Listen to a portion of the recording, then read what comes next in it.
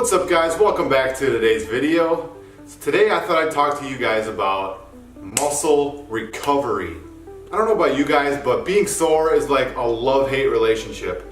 Yes, I love being sore because then I know I worked hard in the weight room that day, but then again, it sucks to hardly be able to squat down to sit on the toilet. So I want to give you guys some tips on how to maximize your recovery and reduce the amount of time that you're going to be sore before you hit that next workout. All these things that I'm going to show you guys today are things that you can incorporate into your daily routine. These aren't things that you need to, go spend a ton of money on, or you need to have a certain schedule to be able to perform these things. All of these things are doable by anyone. So I highly recommend you do all these to reduce your soreness and maximize the gains that you're going to get from your recovery. Before I get into the video, as always, make sure you hit the subscribe button.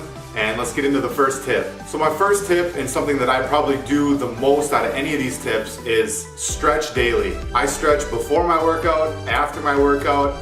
I stretch before bed most nights, and sometimes I even stretch in the morning. Stretching is going to help increase blood flow to that muscle, as well as just stretch out the muscle, because the muscle fibers are broken down and they're all tight and inflamed, and you want to stretch it out and loosen it up so it has an easier time recovering. So the second tip is to use muscle recovery tools. This is kind of an add-on to the first tip. So I have a few things. For example, one of them is a foam roller. If you guys have ever used a foam roller before, you know it can really target those sore muscles. Whether you're sitting on it or you're rolling on it on your back, this is a great way to put pressure on the muscle to relieve tension, to relieve some of the stress that your body has built up in that muscle. Another thing that I use, and this is something that I actually paid money for, I spent like $40 on Amazon, but you don't have to do this. You can use a foam roller or another tool that I'm about to show you. But this is a deep tissue massager. It's got different nozzles that you can put on to target, whatever muscle that you want to target. And pretty much like a giant vibrator for your muscles, but I use it on my back or my legs, whatever's sore really. I just put it on the muscle and it does wonders. These deep tissue massagers, as well as the foam roller, is going to increase circulation to the muscle, as well as break up that lactic acid, which is the fluid that's building up inside your muscles that's making it sore. So if you break that up and you increase blood flow to your muscles, you're going to reduce the amount of time that your muscles are actually sore. Another thing, in case you don't have a foam roller, and you have to spend a little bit of money for a foam roller, you have to spend a little bit of money for a deep tissue massager. But if you don't have any of those things, you can use a tennis ball, a baseball, you can even use a freaking wooden spoon. If you just massage it out, massage the muscle, whatever muscle is sore, just put a lot of pressure on that sore spot, and eventually you're going to generate a little more blood flow to that muscle spot. As long as you're using a tool that's going to create a pressure point on the muscle that's sore, that'll get the job done. My third tip is to get quality sleep. That doesn't just mean get enough sleep, that means make sure that your sleep is actually recovering your body.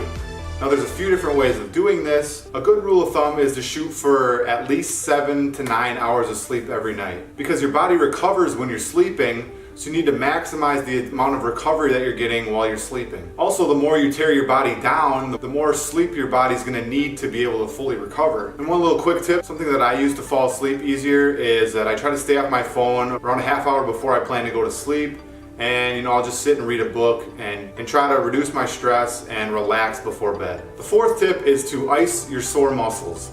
Whether this be just getting in an ice bath or just pulling an ice pack out of the freezer and putting it on the sore muscle, either way, both are going to be beneficial to muscle recovery. So when your muscle's sore, it's inflamed, there's lactic acid built up, putting the ice on there is going to reduce that inflammation and help your muscles to be able to recover faster. And the fifth tip is going to be to drink a lot of water.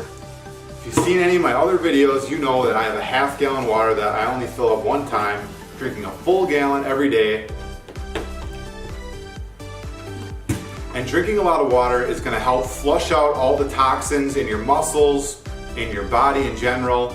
All that lactic acid that's building up, you can flush some of that out with water. So water is going to help reduce the amount of time that your body's actually sore.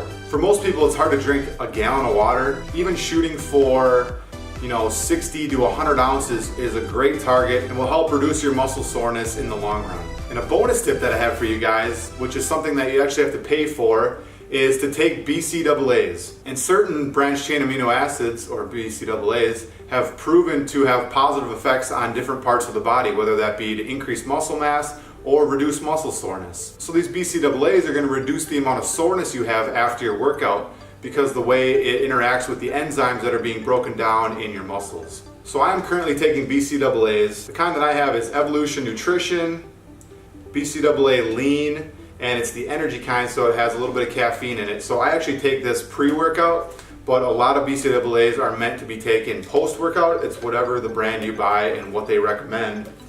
But I take 1 serving of that most days, and if I don't take it every day, I will definitely take it, on days like leg day or chest day, because those days I know I'm going to be sore after, no matter how good or bad of a lift it is. So that's all I got for you guys today. I hope you enjoyed. If you did, make sure you subscribe, maybe give this video a like, and I'll see you guys in the next video.